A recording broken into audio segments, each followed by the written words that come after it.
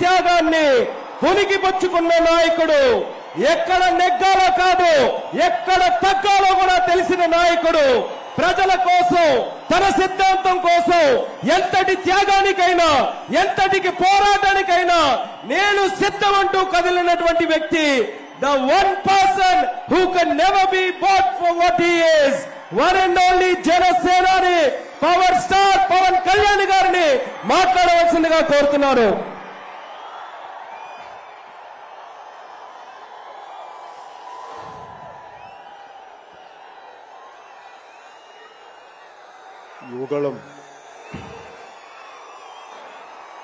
యువగళం సభకి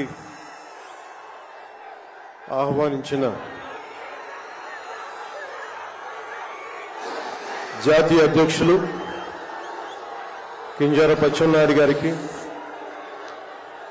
రాష్ట్ర తెలుగుదేశం అధ్యక్షులు కింజరాపు అచ్చెన్నాయుడు గారికి, తెలుగుదేశం జాతీయ అధ్యక్షులు శ్రీ నారా చంద్రబాబు నాయుడు గారికి, యువ నాయకులు, తెలుగుదేశాన్ని ముందు తరంకి నడిపిస్తున్న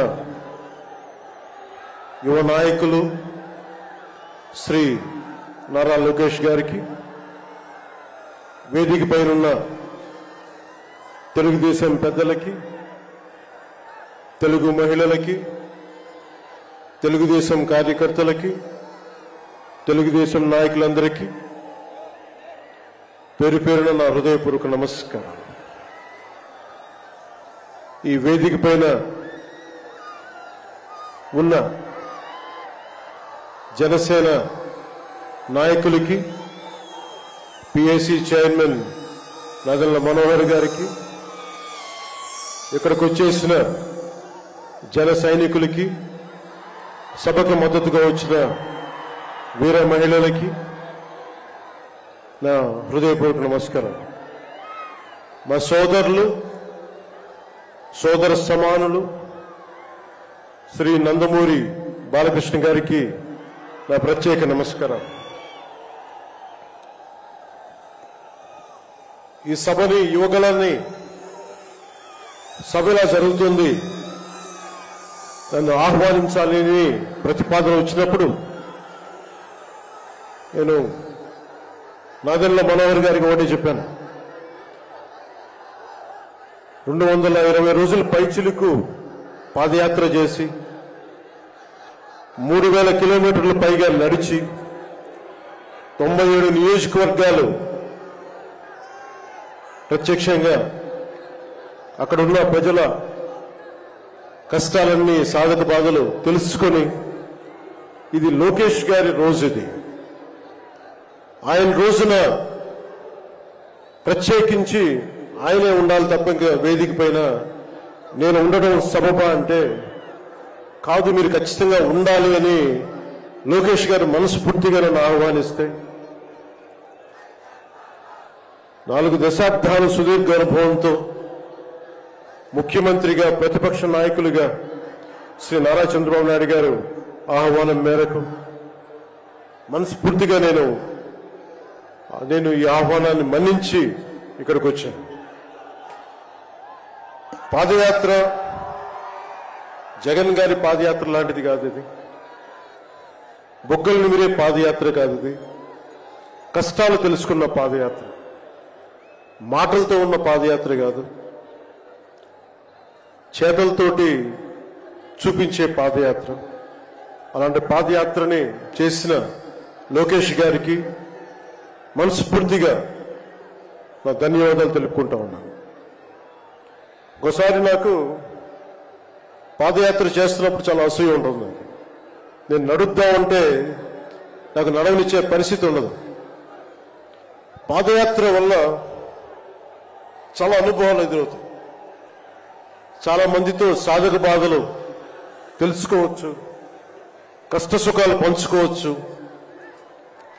అలాంటి అవకాశం నాకు లేనందుకు ఈరోజు నాకు చాలా బాధగా. అలాంటి నాకు రాని అవకాశాన్ని లోకేష్ గారు దిగ్విజయంగా చేయటం, పూర్తి చేయడం నాకు చాలా ఆనందంగా ఉంది. మన ఆంధ్రప్రదేశ్ స్ఫూర్తి భారతదేశానికి చాలా కీలకమైనది. ఈ రోజున భాషా ప్రయుక్త రాష్ట్రాలు ఏర్పడ్డాయి అంటే పుట్టి శ్రీరాములు గారి బలిదానం, త్యాగ ఫలితం. ఆయన స్ఫూర్తి వల్ల ఈ రోజున మనకి భాషా ప్రయుక్త రాష్ట్రాలు ఏర్పడ్డాయి. సో భారతదేశానికి మనం చాలా స్ఫూర్తినిచ్చిన నేల ఇది. అలాగే ఐఏఎస్లు, ఐపీఎస్లు ఉమ్మడి ఆంధ్రప్రదేశ్కి రావాలని ఉవ్విళ్ళూరేవారు. ఈ ఐఏఎస్ అకాడమీల్లో, నైనిటాల్లో ఉండే అకాడమీస్లో ప్రతి ఐఏఎస్ అధికారి చెప్పేది ఆంధ్రప్రదేశ్ ఒక మోడల్ స్టేట్, అది అక్కడికి వెళ్ళాలి. ఈ రోజున అలాంటి ఆంధ్రప్రదేశ్ ఎందుకు వెళ్ళకూడదో ఆ మోడల్ కింద అయిపోయింది ఈ జగన్ గారి నాయకత్వంలో. నేను చంద్రబాబు గారు జైల్లో అన్యాయంగా పెట్టినప్పుడు నాకు చాలా బాధ కలిగింది.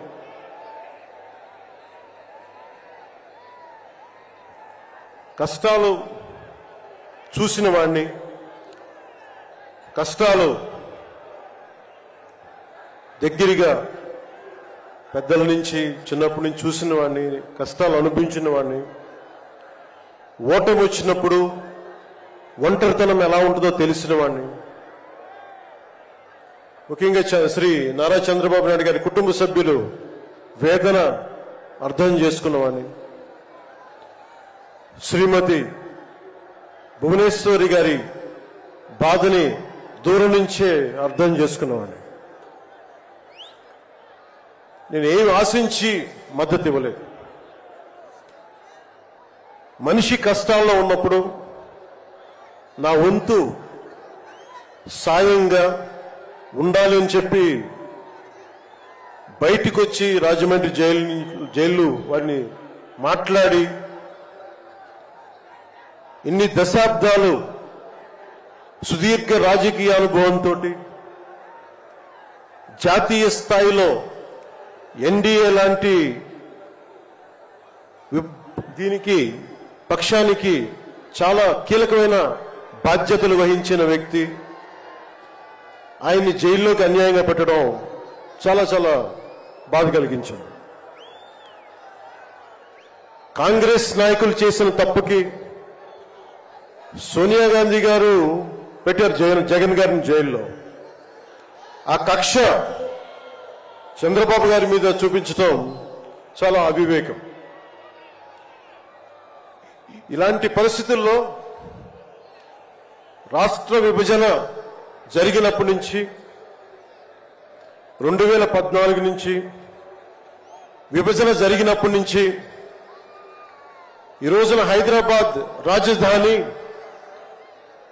ఆంధ్రప్రదేశ్కి, తెలంగాణకి ఉమ్మడిగా అభివృద్ధి చేసిన రాజధాని. మనకి రాజధాని లేకుండా విభజన జరిగి,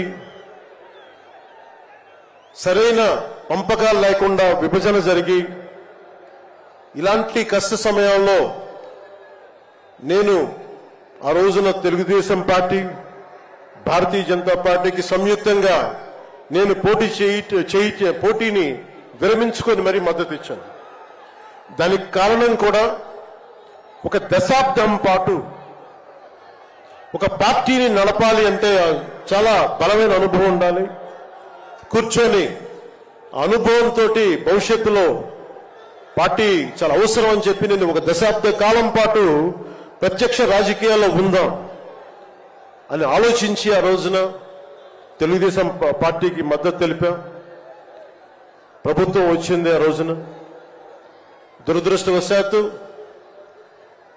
చిన్న అభిప్రాయ భేదాలు కావచ్చు, కమ్యూనికేషన్ గ్యాప్ వల్ల కావచ్చు 2019లో అది ముందుకు తీసుకెళ్ళలేకపోయాం.